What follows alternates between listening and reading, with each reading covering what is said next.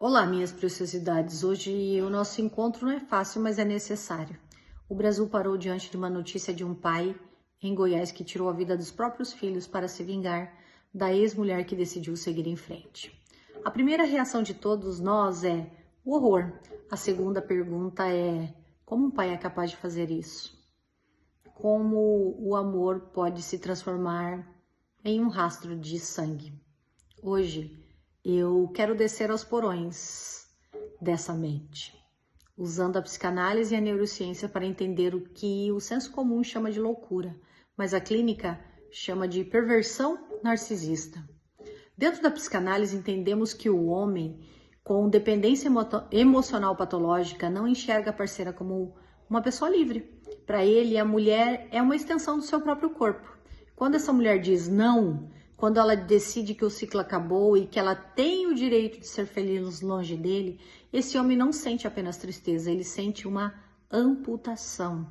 Para o narcisista, o outro é um objeto. Se o objeto decidir ir embora, o narcisista entra no estado que chamamos de fúria narcisista. Ele pensa: se eu não tenho controle sobre você, eu vou controlar a sua dor para sempre.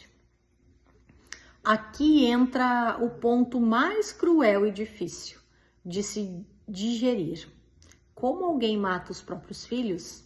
Para que esse pai pudesse cometer isso, ele precisou primeiro desumanizar as crianças.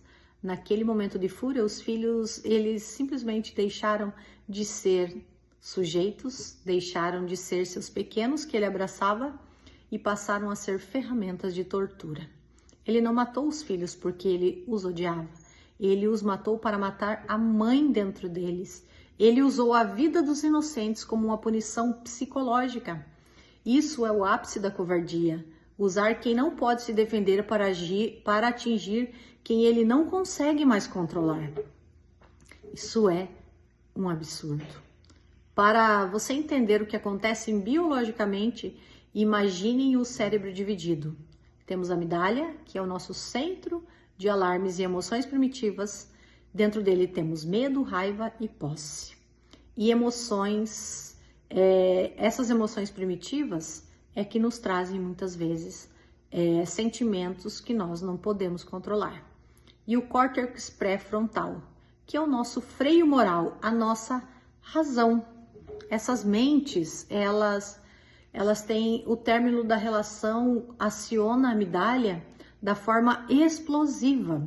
O cérebro entende o abandono como uma ameaça de morte. Ocorre o que chamamos de sequestro da amígdala. Ela desliga o córtex pré-frontal. O indivíduo perde a capacidade de empatia e de julgamento moral e ele entra em modo de ataque. O que vemos é um sistema biológico voltado para a destruição, porque esse homem nunca aprendeu a lidar com frustração. Ele nunca aceitou a castração simbólica. É difícil falar. Que é o entendimento de que o mundo não gira em torno dos nossos desejos. Muitas pessoas perguntam: mas ele também se matou. Então ele sofreu? Precisamos ter cuidado, que na maioria desses casos o suicídio pós-crime não é um ato de arrependimento, é a última cartada de controle. Ele se mata para não ser julgado, para não ser preso, para não ter que encarar o fracasso diante da sociedade. É a fuga final de quem não suporta a responsabilidade pelos seus atos. Eu falo sempre sobre o resgate do eu. Casos como o de Goiás mostram que identificar a dependência emocional é o comportamento possessivo logo no início, não é apenas uma questão de saúde mental, é uma questão de sobrevivência.